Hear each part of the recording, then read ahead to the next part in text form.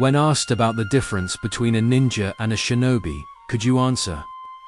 Most Japanese people would probably say they are the same, or simply admit they don't know. However, behind the word ninja lies countless names and a shadow stretching back over 1,000 years of history. Ninjas have been portrayed in anime, manga, and countless stories.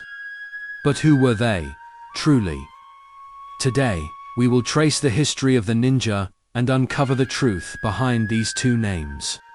And finally, we will explore the lives of the female warriors who lived in the shadows, the kunoichi. However, there are many studies and theories about ninjas, and some directly contradict what will be introduced today. If you know of other theories, please share them in the comments below. There are many theories about the origins of the ninja. Yet, historical records show their appearance only after the Muromachi period.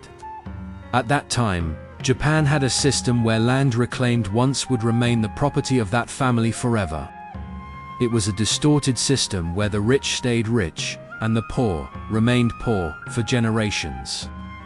In such an age, rebels rose against this rule. Unable to face armed samurai head-on, they developed dark tactics such as ambushes, concealment, and arson. They blended into the night, held their breath, and vanished with the wind birth of the shadow warriors. Some among them practiced Shugindo, a mountain ascetic religion that sought enlightenment through rigorous training in nature. The spirit they cultivated in prayer and solitude became the foundation of what would later be known as ninjutsu. Ninjutsu was not merely a technique of battle, but a way of life, a path to unify the heart and nature itself. When the age of warring states began, their skills became tools of war. The warlords of the Sengoku era hired ninjas as mercenaries. They crept into enemy lands, under the cover of darkness, set fires, and stole crucial information. They assassinated enemy generals, blew up gunpowder stores, and stole secret documents. Their missions often determined the course of entire battles. They were truly soldiers who lived in the shadows, nameless, faceless, moving only to fulfill the will of their master. Their names will not be recorded in history books.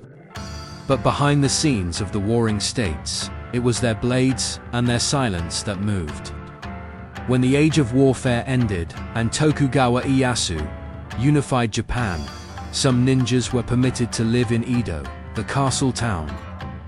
Their loyalty and their deeds during the turbulent years earned the shogun's trust. They guarded the mansions of daimyo, monitored rival clans, and quietly maintained the peace of Edo. As Japan moved from an age of battle to one of information and protection, the role of the ninja transformed.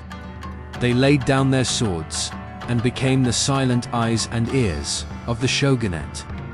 Eventually, Japan began to westernize. When the Meiji government was established and the army, navy, and police were organized, the role of the ninja came to an end. In this new era of freedom, some former ninjas joined the army or police, while others chose entirely different paths. It is said that their techniques lived in espionage, investigation, and covert operations of a new age. Thus, both the samurai and the ninja vanished from the stage of Japanese history almost simultaneously. Yet the shadow never truly disappeared. Around this time, the image of the ninja as a superhuman being began to spread, capturing the imagination of the people. That image gradually took root and was later passed down to modern manga and anime. Just as detectives are portrayed as cool and mysterious heroes, ninjas became icons of admiration. Yet, the silent elegance and unwavering loyalty at their core have never changed since ancient times. In conclusion, the terms ninja and shinobi reflect differences in region and era. But that is not the whole story. Ninjas were known by many different names throughout history. In the Nara period, they were called shinobi. In the Sengoku period, they were known as konja or rapper. In the Edo period, they were called shinobi or oniwa ban.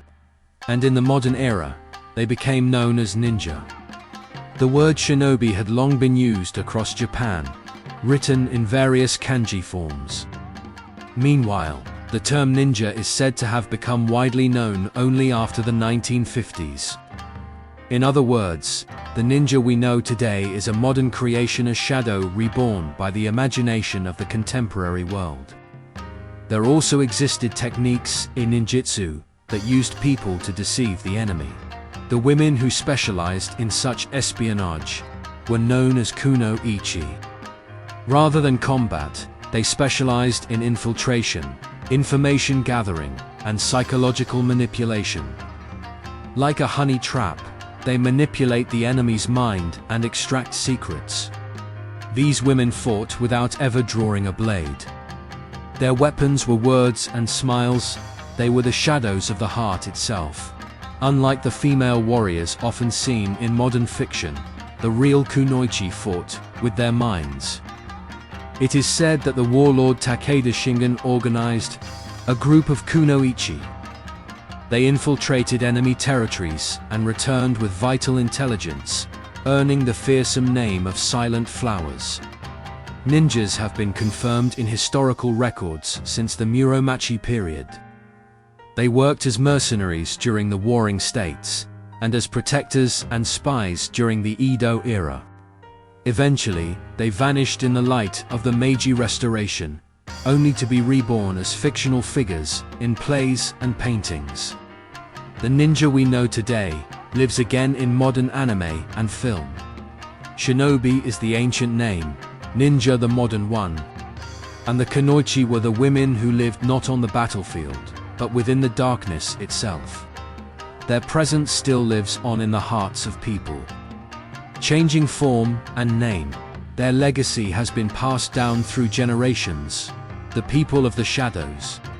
That is who the ninjas truly are. Today, they are no longer real spies, but a cultural symbol.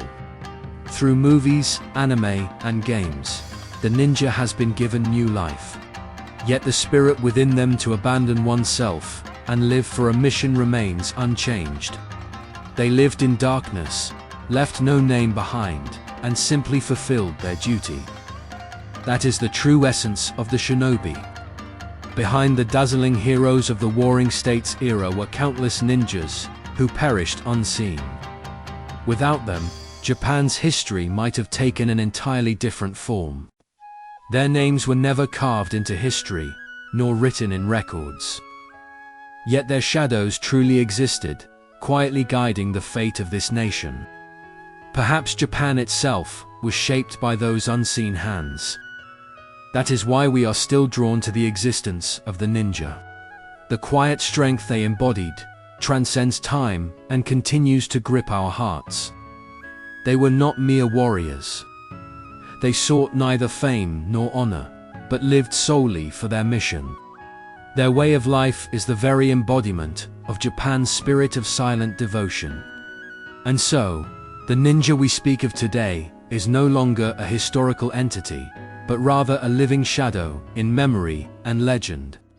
While changing form and name, they certainly live on in the present day.